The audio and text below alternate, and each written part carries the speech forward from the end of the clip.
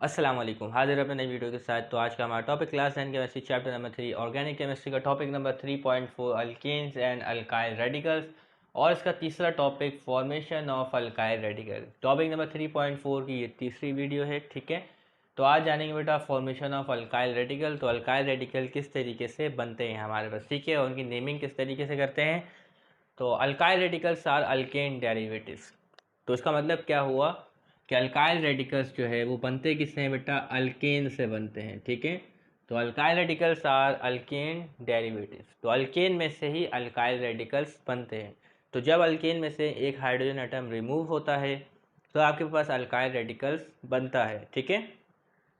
तो they are form by the removal of one of the hydrogen atom of an alkane. तो जब alkane में से एक हाइड्रोजन एटम रिमूव होगा तो अल्काइल रेडिकल बनेगा, ठीक है। And are represented by R, ठीक है। तो एक मिसाल मैं लिख देता हूँ, सर देखिए CH4 है, ठीक है। ये क्या है बेटा, आपके पास मीथेन है, ओके, क्लियर है। तो इसमें से क्या हुआ बेटा, आपके पास एक हाइड्रोजन रिमूव हो गया तो ये हो गया आपके पास CH3। CH क्या हो गया बेटा, CH3। ओके, यहाँ तक बात क्लियर है, कोई मसला तो नहीं। तो ये क्या बन गया, आपके पास एक अल्काइल रेडिकल बन गया और इसको आप रिप्रेजेंट करेंगे आर से। किससे रिप्रेजेंट करेंगे बेटा, आर से। तो आप CH3 की जगह आर भी लिख सकते हैं, अगर ना भी लिखे कोई मसला नहीं है, ठीक है।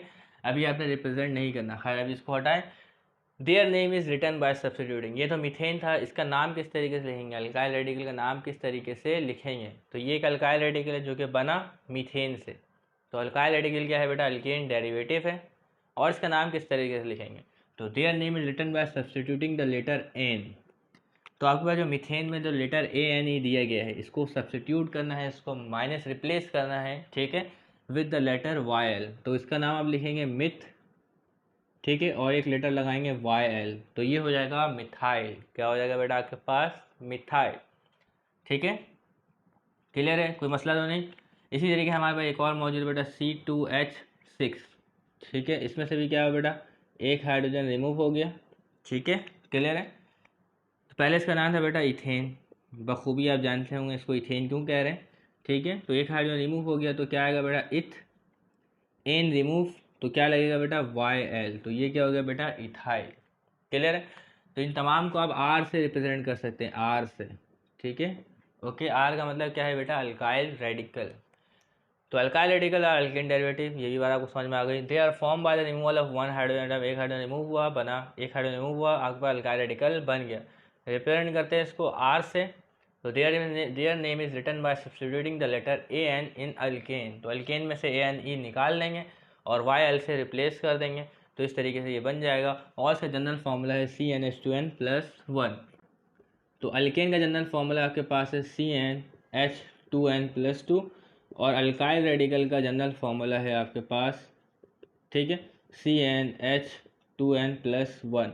तो इसमें फ़र्क क्या है, बुनियादी फ़र्क ये है कि बेटा देखिए, अल्काइल रेडिकल हाइड्रोजन एक कम है, जबकि अल्केन में क्या +2 और अल्काइल रेडिकल में +1।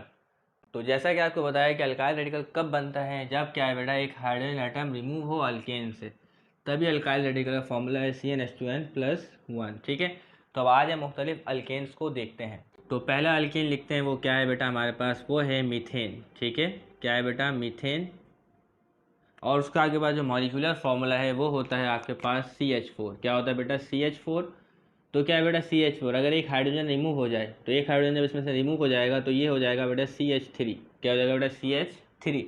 और इसके साथ आपने एक बॉन्डिंग लगानी है, ठीक है, क्योंकि एक हाइड्रोजन रिमूव हो गया है तो एक कोई दूसरा एटम इसके साथ ऐड हो सकता है, ठीक है, क्योंकि कार्बन की वैलेंसी होती है 4, अब इसकी 3 वैलेंसी पूरी होती है, 3 बॉन्ड बना रहा है, ठीक है। तभी इसके साथ एक बॉन्ड बनाया क्योंकि एक किसी भी एटम के ऐड होने की गुंजाइश बाकी है, ठीक है। तो CH4 था, CH4 से एक हाइड्रोजन रिमूव हुआ, ये बन गया CH3। तो अब ये बन गया अल्काइल रेडिकल। तो अब इसका नाम क्या होगा, पहले था इसका नाम मीथेन, बताया कि एन को रिप्लेस करके YL लगा देंगे, तो इसका नाम हो जाएगा बेटा आपके पास मिथाइल। क्या हो जाएगा बेटा, इसका नाम मिथाइल, क्लियर है, ओके। इसी के साथ जो दूसरा अल्केन है आपके पास वो है बेटा इथेन, जिसका फॉर्मूला है C2H6। तो इसमें से अगर एक हाइड्रोजन रिमूव होगा तो ये हो जाएगा आपके पास C2H5 और एक बॉन्ड बना देना, ठीक है।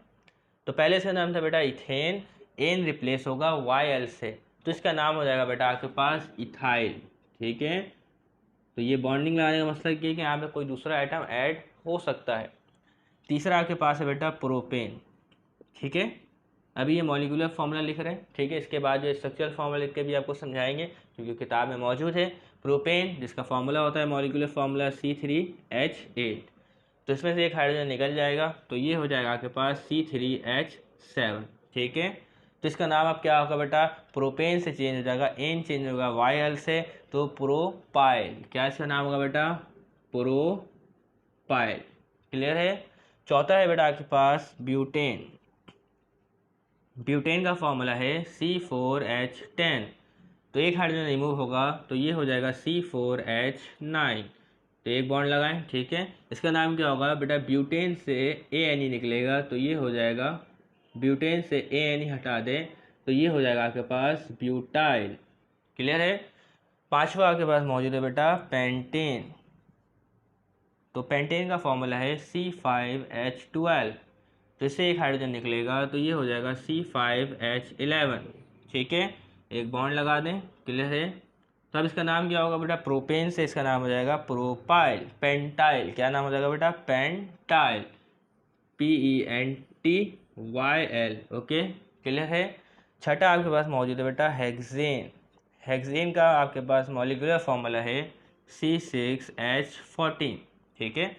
तो C6H14, इसका आपके पास जो एक हाइड्रोजन निकलेगा, तो ये हो जाएगा C6H13, ठीक है। और ये आगे आपने एक लकीर लगा देनी है, ठीक है। इसका मतलब यहाँ पे एडिशन रिएक्शन हो सकता है। तो C6H13 अब क्या हो जाएगा बेटा, हेक्सेन था, ये हो जाएगा हेक्साइल, ओके। तो ये अल्केन का फॉर्मूला याद रखना कोई मुश्किल काम नहीं है। देखें ना, CnH2n+2, देखें C अगर 6 है, C अगर 6 है तो हाइड्रोजन जो है उसका डबल होगा, हाइड्रोजन जो है उसका डबल होगा, यानी हाइड्रोजन 12 और उसके साथ 2 ऐड कर देना है। उसके साथ क्या कर देना बेटा, 2 ऐड कर देना है। देखिए अगर कार्बन 2 है, ठीक है, हाइड्रोजन इसका डबल 4 हो गया, और उसमें 2 ऐड करते हैं 6 हो गया, ठीक है। कार्बन अगर 4 है तो हाइड्रोजन इसका डबल कितना हो गया, 8, 8 में 2 ऐड करते हैं 10 हो गया, ठीक है। तो इस तरीके से आप याद रख सकते हैं, इसका फॉर्मूला कोई मुश्किल काम नहीं है। तो हेक्सेन का हो गया बेटा आपके पास हेक्साइल। इसी तरीके जो सातवां मौजूद है वो है आपके पास हेप्टेन, ठीक है। हेप्टेन का फॉर्मूला है C7H16, C7H16, तो C7H16, हाइड्रोजन 16 है, एक निकल गया, बचा 15, ठीक है। तो इसका नाम अब क्या होगा बेटा, हेप्टाइल। क्या होगा बेटा नाम, हेप्टाइल। इसी तरीके से बेटा अगर आठवां आपके पास मौजूद है वो है बेटा ऑक्टेन। क्या मौजूद है बेटा, ऑक्टेन, ठीक है। तो ऑक्टेन का फॉर्मूला C8H, आपके पास H होगा 18, ठीक है। तो C8H18 में से आपके पास एक हाइड्रोजन निकल जाए तो बचेगा 17, तो इसका आपके पास जो फॉर्मूला होगा, नाम होगा, वो होगा ऑक्टाइल। क्या नाम होगा बेटा, ऑक्टाइल। ऑक्टेन से हो गया ऑक्टाइल। तो इसका मतलब क्या है, मतलब एक हाइड्रोजन की कमी है। अगर आपसे कहता है कि पेंटाइल का फॉर्मूला लिखा जाए तो आप लिखेंगे C5H, ठीक है। क्या लिखेंगे, H आपके पास आएगा 11, H11, ठीक है, क्योंकि पेंटेन का फॉर्मूला है C5H12।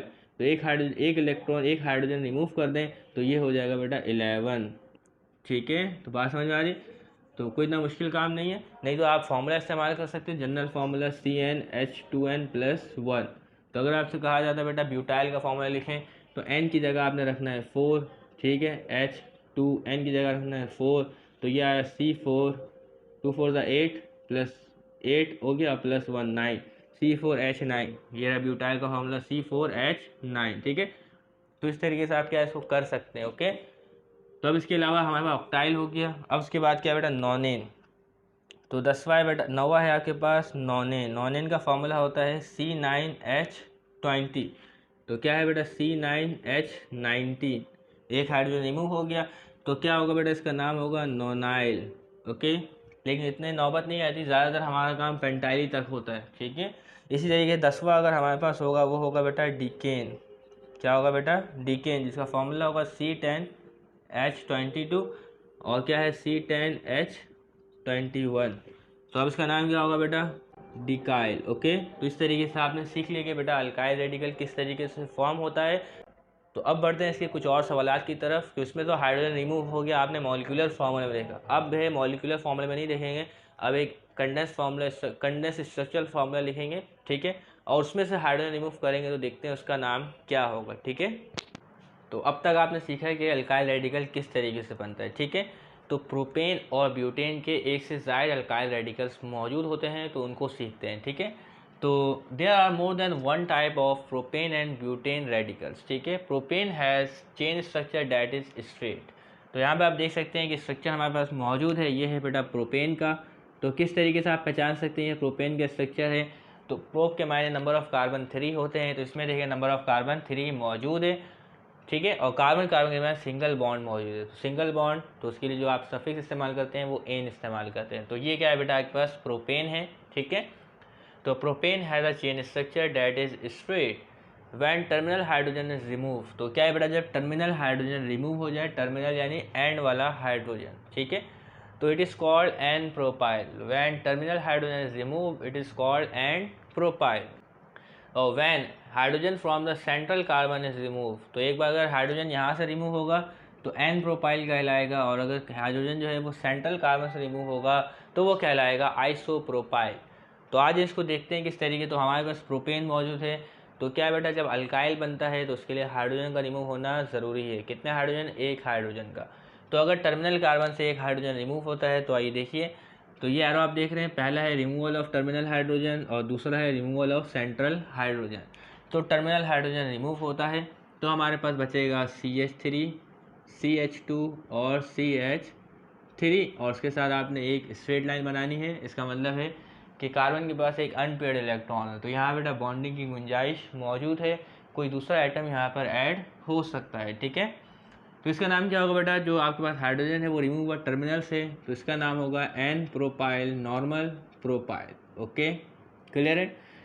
इसी तरीके से प्रोपेन में अगर हाइड्रोजन रिमूव होता है सेंट्रल कार्बन से, तो सेंट्रल कार्बन से हाइड्रोजन रिमूव होता है, देखिएगा CH3। तो हाइड्रोजन रिमूव कहाँ से हुआ बेटा, सेंट्रल कार्बन से हुआ। सेंट्रल कार्बन में 2 हाइड्रोजन थे, अब सेंट्रल कार्बन में एक हाइड्रोजन है और ये एक लकीर मौजूद है अनपेयर्ड इलेक्ट्रॉन के लिए, ठीक है। तो अब इसका नाम आपके पास क्या होगा, तो अब इसका नाम आपके पास मौजूद होगा आइसोप्रोपाइल। क्या होगा बेटा इसका नाम, आइसोप्रोपाइल, ठीक है। ऊपर भी नाम लिखा हुआ आपके पास। तो जब क्या है बेटा, जब हाइड्रोजन एटम रिमूव हो सेंट्रल कार्बन से तो इसका नाम होगा आइसोप्रोपाइल, क्लियर है। तो अब आ जाए ब्यूटेन के लिए, देख लेते हैं ब्यूटेन के लिए क्या है। तो हमारे पास different structure of butyl radicals are explain similarly.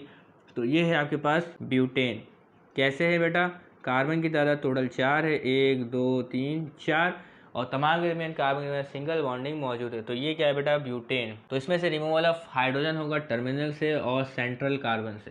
तो अगर टर्मिनल से हाइड्रोजन रिमूव होता है, टर्मिनल से हाइड्रोजन रिमूव होता है, तो इसका स्ट्रक्चर होगा CH3, CH2 और CH2, और यहाँ पे एक सिंगल बॉन्ड मौजूद होगा। तो इसका नाम आपके पास क्या होगा, इसका नाम होगा एन ब्यूटाइल, क्लियर है। तो अब क्या है हमारे पास, अब जो हाइड्रोजन रिमूव होगा वो होगा आपके पास सेंट्रल कार्बन से, ठीक है। तो आज ज़रा देखते हैं, पहले हाइड्रोजन रिमूव हो गया टर्मिनल से, अब सेंट्रल हाइड्रोजन यहाँ से रिमूव करवा देते हैं, ठीक है। तो हमारे पास ये बनेगा CH3CH, ठीक है, CH3CH और CH2 और CH3, ठीक है। तो हाइड्रोजन रिमूव हुआ बेटा यहाँ से, पहले यहाँ पे 2 हाइड्रोजन था, अब एक हाइड्रोजन आप देख सकते हैं, और एक लकीर मौजूद है बॉन्डिंग के लिए, अनपेयर्ड इलेक्ट्रॉन बताने के लिए। तो अब इसका नाम क्या होगा, तो अब इसका नाम आपके पास होगा, वो होगा आपके पास सेकेंडरी ब्यूटाइल। क्या होगा बेटा, सेकेंडरी ब्यूटाइल, ठीक है। इससे पहले क्या था बेटा, एन ब्यूटाइल। तो ये क्या है बेटा, आपके पास दूसरा नंबर का कार्बन है, तो यहाँ से हाइड्रोजन रिमूव हुआ, तो आप इसको क्या कहेंगे बेटा, सेकेंडरी ब्यूटाइल। इसके 2 साइड में आपके पास क्या मौजूद है, मिथाइल, और इस तरफ क्या मौजूद है बेटा, इथाइल। तो इस वजह से क्या कहेंगे बेटा, सेकेंडरी ब्यूटाइल कहेंगे, ठीक है। तो इसी तरीके से हमारे पास मौजूद है ब्यूटेन। अब है आइसोब्यूटेन, क्या है बेटा, आइसोब्यूटेन, ठीक है। तो आइसोब्यूटेन कब कहते हैं, कब बनता है बेटा, जब देखेंगे carbon number 1, carbon number 2, carbon number 3, तो जब कार्बन नंबर 2 के साथ एक मिथाइल ग्रुप लगाओ, CH3 लगाओ, तो उसको कहते हैं बेटा आइसोब्यूटेन, ठीक है।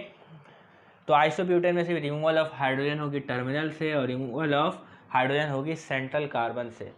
तो अगर यहाँ से बेटा आपके पास एक हाइड्रोजन रिमूव हो तो क्या बनेगा, आज देखते हैं। वो बनेगा CH3CH2 और ऊपर क्या मौजूद है बेटा, CH3 मौजूद है, इसी तरीके से मौजूद है। तो देखिए CH3CH, ऊपर CH3 और CH2, यहाँ से हाइड्रोजन रिमूव हो गया, तो मैंने यहाँ पे एक लाइन बना दी, इसका मतलब बॉन्डिंग के लिए गुंजाइश मौजूद है। तो पहले था बेटा ये आपके पास आइसोब्यूटेन, तो टर्मिनल आपके पास हाइड्रोजन रिमूव हुआ, तो अब ये आपके पास क्या होगा, तो ये होगा आपके पास आइसोब्यूटाइल। क्या होगा बेटा, आइसोब्यूटाइल। ओके, पहले था आइसोब्यूटेन, टर्मिनल हाइड्रोजन रिमूव हुआ, ठीक है, तो ये हो गया आइसोब्यूटाइल। तो इस तरीके से आइसोब्यूटेन में जो हाइड्रोजन रिमूव होगा वो सेंट्रल कार्बन से होगा। कहाँ से होगा बेटा, सेंट्रल कार्बन से। तो जब सेंट्रल कार्बन से हाइड्रोजन रिमूव होगा तो वो होगा आपके पास, देखें हाइड्रोजन मौजूद नहीं है, इसके लिए एक मैंने सिंगल लाइन बना दिया है, ठीक है। तो देख सकते हैं आप बिल्कुल हूबहू ये बिल्कुल वैसा ही है, सिर्फ ये वाला हाइड्रोजन मौजूद नहीं है। तो अब इसका नाम क्या होगा, तो होगा तो ये ब्यूटाइल, होगा तो ये ब्यूटाइल, लेकिन ब्यूटाइल से पहले एक नाम आएगा, वो क्या आएगा, वो आएगा टर्शरी, TER। तो टर्शरी के लिए शॉर्ट में लिखेंगे TER, सेकेंडरी के लिए शॉर्ट के लिए लिखा SEC, और टर्शरी के लिए शॉर्ट में लिखेंगे TER। तो ये है आपके पास टर्शरी ब्यूटाइल। तो क्या है बेटा, आइसोब्यूटेन में से सेंट्रल कार्बन से एक हाइड्रोजन निकला तो ये कन्वर्ट हो गया ब्यूटाइल में, और ये कौन सा ब्यूटाइल है बेटा, ये आपके पास मौजूद है टर्शरी ब्यूटाइल। तो इस कार्बन के इर्द गिर्द में आपके पास 3 मिथाइल ग्रुप मौजूद है। कितने मिथाइल ग्रुप मौजूद है बेटा, 3। तो इस वजह से हम इसको क्या कह रहे हैं बेटा, टर्शरी ब्यूटाइल कह रहे हैं, ठीक है। तो इस तरीके से हमने सीख लिया कि किस तरीके से अल्काइल रेडिकल बनाते हैं। तो उम्मीद करते हैं तमाम बातें आपको समझ में आ गई होंगी। तो मिलते हैं नेक्स्ट वीडियो में, तब तक के लिए इजाज़त दीजिएगा, चैनल को सब्सक्राइब कीजिएगा। अल्लाह हाफ़िज़।